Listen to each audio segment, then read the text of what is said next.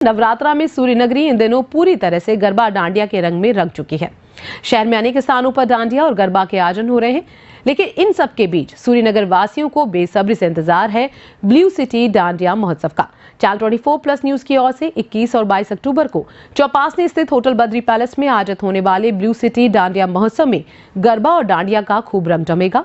यहाँ गुजराती गीतों के साथ बॉलीवुड गरबा मिक्स सॉन्ग पर आप खुद झूम सकेंगे। महोत्सव में भाग लेकर आप अनेक आकर्षक उपहार भी जीत सकेंगे।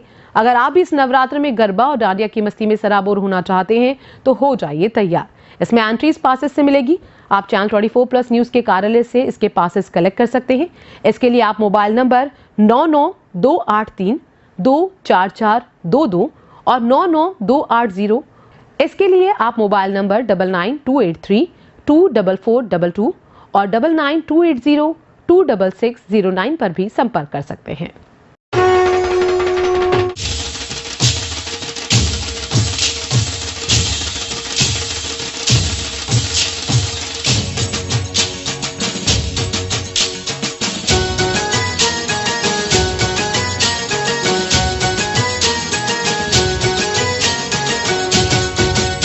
Venue partner hotel Badri palace, Chopasni road, Jodhpur.